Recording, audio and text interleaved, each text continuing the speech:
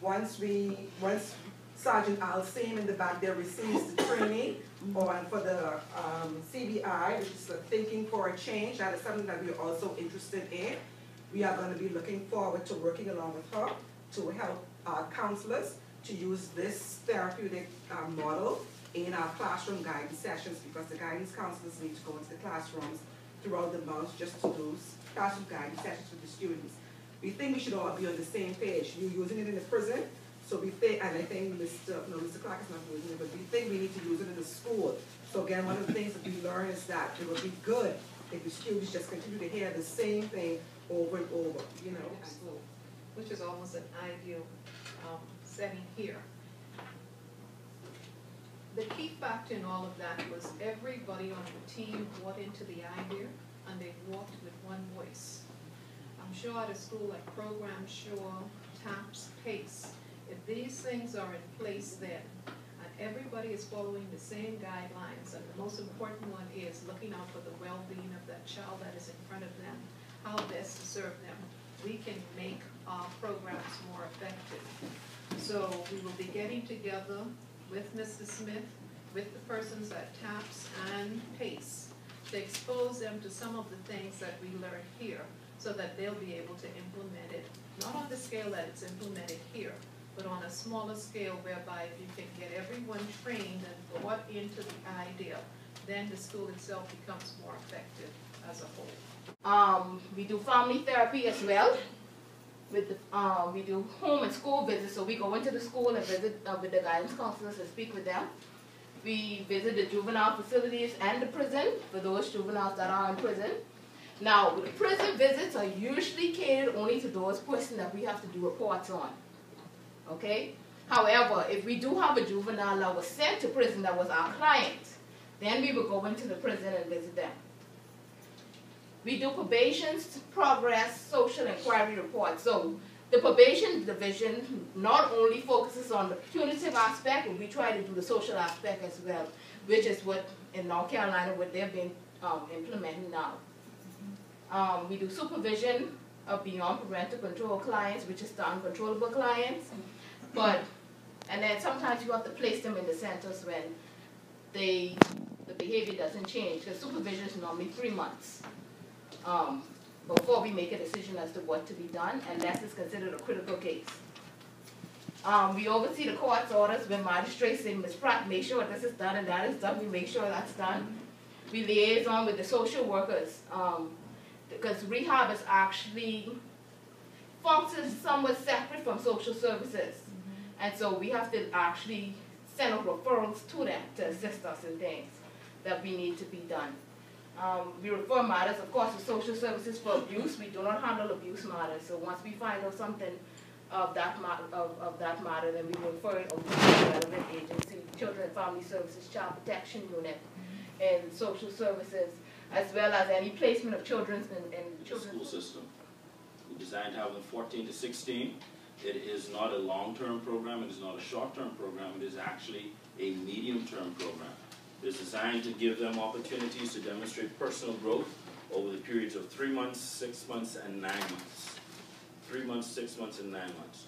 During that time, what we do is we look to address specific behaviors. So each student that comes in, we try and address 3 objectives that are accomplishable between that 3 to 9 months, and we seek to work with them on it to see if they can help them develop some success in accomplishing those goals. Okay, so that's just a quick look at what we do. Now, I believe as the person in the training department needs to do, when we recruit officers and so forth, staff, let us look at what is working for us. Why aren't the information that we're delivering not trickling down to the junior officer? Or why it's not trickling out? We have to make assessment of our own selves. Look at ourselves. And program. It is said that you must know where you are to know where you're going. So I'm going to give you guys a brief overview exactly what it is that I do at the prison and my staff. In case management, we do an assessment of the inmate once they're initially sentenced into prison, and we sit in collaboration with a team we call a classification board that basically assess the inmate's risks, needs, and strengths, and assign them with a sentence plan. We follow that inmate throughout his incarceration, and we ensure that the inmates comply with the sentence plan. We write reports to the ministry for early release, extramural scheme, or reduction in sentencing. We also would refer that inmate, once he reached that 18-month period in his sentence plan, to the pre-release unit, which I'm also in charge of, okay?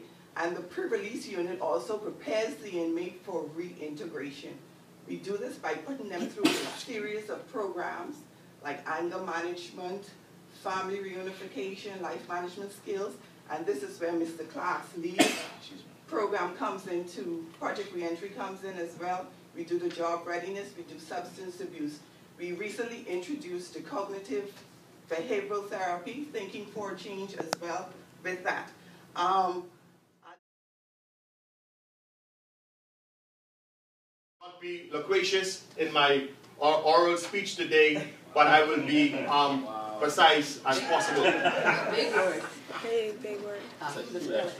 During the DPS training here, Mr. Shane Thornton indicated, who is the Director of Inmate Labor, had indicated there were many different programs afforded to the inmates at their institution, such as constructing and building a license plate for the government, dry cleaning company, and many different working places where they go in order to receive a salary.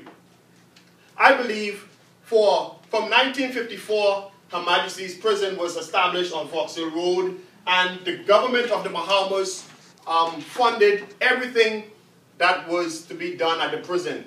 I believe in 2014, Her Majesty's Prison should be self-reliant and self-operated in terms of the funding needed. The government just spent this past recent budget $1.2 million to the upkeep of Her Majesty's Prison and also to pay staff. Also, it takes $2,300 a year in order for an inmate to be clothed and also to provide food for an inmate. This is exceptionally too high. For an institution as ours, I believe that we ought to have programs such as the DPS programs where the inmates can have alternative means of earning a salary while incorporated. Why not Her Majesty's Prison?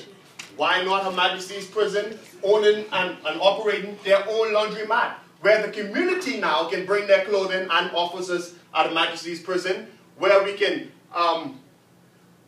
invest our finances into the inmates, and at the end of the day, the inmate will receive, whether it be a 40 cents a day stipend or $1 a day stipend, so that it will be towards their outcoming of prison. Is it possible? I say yes, it is.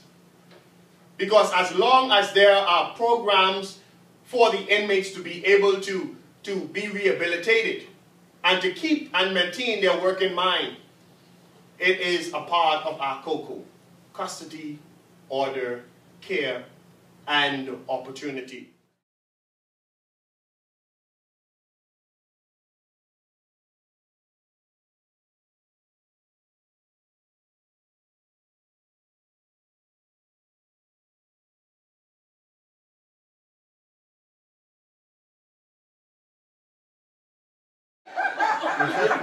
That's the real thing, you know. All the night I went to bed saying, I was saying, God, please just open my eyes and lighten me so I can just make myself some use to this, right? So Monday morning, I still stay in the same way. So when we walk inside the same room, there's like 1 million people sitting down. I was like, oh, these people are there. Honestly, I was expecting this. Monday morning was not what I was expecting. So I was like, okay, that's it. So I sit down, but what impressed me is when I saw the commissioner walked in. Because if anybody knows, back home, stuff like that don't happen. The big level people, they don't never attend. Because as far as I'm concerned, even the Bahamas, ain't nobody worried about us. We only a couple hundred people, right? So when he gave us speech, I was like, hey, all right, I might learn something else. But then I see all this other commentators say walking around and they give these, I was like, you know something? Let me just write something on this paper. Sure. If what I do is the right thing. So Monday was like a long, stressful day. You go on home and you was like, boy, let me just put something in this journal to make everybody happy. Tuesday morning, I'm being honest. I mean, it made sense. Tuesday morning, it was like, you know, you wake up and you was like, all right, you go in to see this attendant school. So I was saying, I could probably help you with the boys industry. Because then that would be like programs you could help the kids with. When I walked inside, I was impressed because my vision of the boys industry should always have been a one-room, one-building facility. I don't feel that college thing is the right way to go about it. I feel if you have everybody in one area, it's more secure for the guards, it's more secure for the residents. So, hey, you don't have to worry about nobody sneaking off and doing some other stuff. Remember that? Yeah. So, what we are suggesting is that there's a removal of the silo when it comes to sex offenders. Because they're off on an island by themselves. But they're a part of our communities every day. Some of them just haven't been charged. Yeah. But we see them every day. We got them in our families, we got them in our communities, we got them in our schools. So what we're suggesting is some sort of collaborative effort from all of the agencies we've seen this week.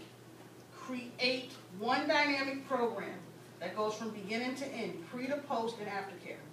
So it's one continuous system of care once that sex offender has been charged and is in his intake process.